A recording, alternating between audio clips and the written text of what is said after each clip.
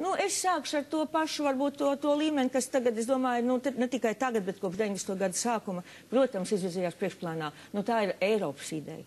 Raiņa Eiropas ideja, tas atvēziens, ar kādu viņš domāja par Latvijas nākotni, par vēl neeksistējošas brīvās Latvijas nākotni Eiropā, kad viņš meklēja gan ideoloģisku, gan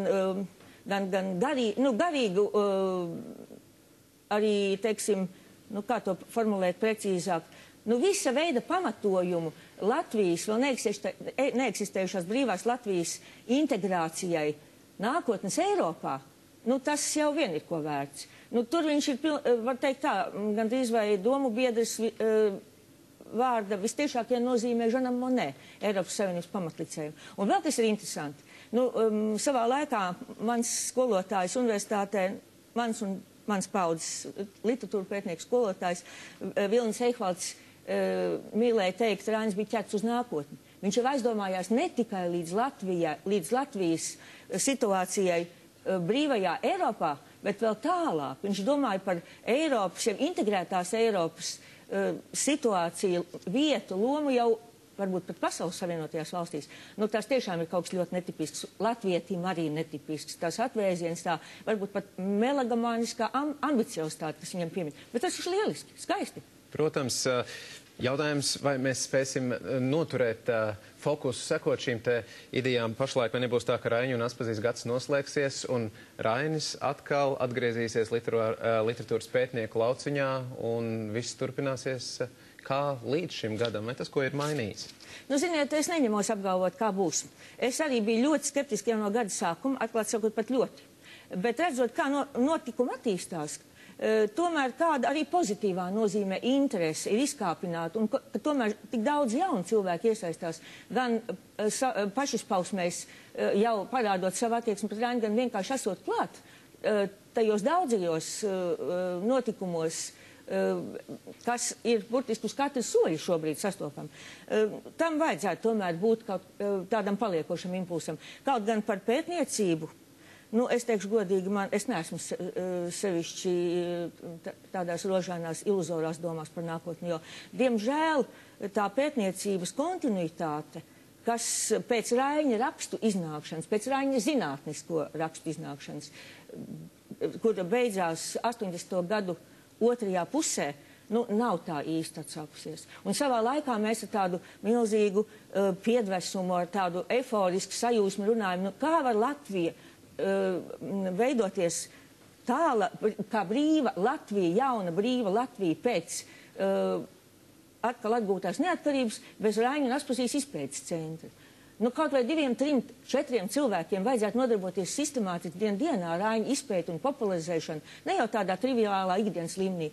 Nu, diemžēl mēs neko tādu neesam piedzīvojuši. Mums nav ļoti daudz darbu, pētījumu, nopietnu tādu fundamentālu pētījumu, kuri it kā to mūsu kultūras apritu ļoti bagātinātu. Mums nav ne Raiņa enciklopēdijas, mums nav ne Raiņa dzīves un darba kronikas, mums nav vēl daudz cita kā. Bet cerēsim, ka tas viss taps iedvesmots un radīsies, novēlam tāpēc arī veiksmi izpētes darbā. Paldies! Pie mums bija Gundaga Grīnumā, filoloģijas doktora, Raiņa un Aspazijas pētniece. Paldies! Paldies! Jā, mums vismaz ir Raiņa kopotie raksti, un mēs turpināsim par notikumiem ārvalstīs. Un arī Maķedonija varētu sekot Ungārijas piemēram un būvēt žogu uz robežas, lai mazinātu migrantu masveidu iekļūšanu valstī. Vai nu karavīri vai žogs, vai arī abu kombinācija. Intervijā Ungārijas mēdījiem sacīja Maķedonijas ārlietu ministrs Nikolā Popovski. Pēc viņa teiktā šobrīd ikdienu valstī ierodas 3 līdz 4 tūkstoši imigrantu. Lielākā daļa vēlas doties tālāk uz Serbiju un Ungāriju. Tikmēr pati Ungārija preturnīgi vērtē to žogu pilnībā plāno pabeigt oktobrī. Uz šo brīdi ir pabeigta viena žoga pirmā daļa, līdz ar to imigranti joprojām izmanto brīvās vietas žogā, lai tiktu pāri Serbijas-Ungārijas robežai. Lielais Eiropa basketbols pagājušo nakti aizceļoja no Rīgas, taču galvaspilsēta joprojām dzīvo sportiskā gaisotnē. Jā, un šovakar vairākos Rīgas centra parkos būs daudz un ļoti dažādi sporta nakts pasākumi, bet svētdien Meža parkā tūkstošiem pulcēsies uz tradicionālo Nike Riga Run skrējienu. Jā, par šiem pasākumiem mums šorīt plašāk pastāstīs Lauris tiešraidē. Un labrīt, nomainījis sportisko triko uzvalka vietā. Esam laukumā pie Brīvības pieminekļa, kur vēl vakarā simtiem, pat tūkstošiem līdzstēji skatījās basketbola spēles, kā mūsējiem vakar veicās mačā ar Igauniem, bet šodien šeit viss tiks lēnām pārveidots.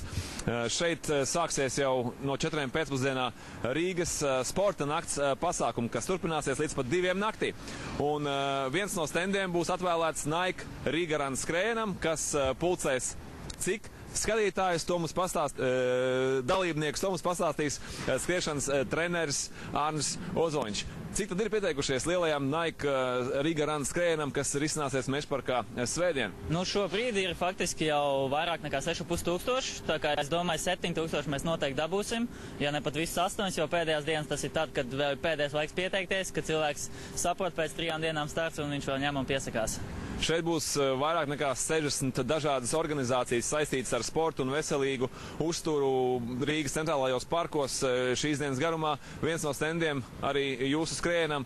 Kas šodien gaida tos apmeklētājus, kuri ieradīsies pie jums ciemos, ko jūs viņiem šodien piedāvāsiet savā stendā? Tātad šodien visas dienas garumā no 5 pēcpusdienā līdz pusnaktī tie, kas jau pieteikušies, var vēl paspēt izņemt numurus, būs ekspo mūsu stends.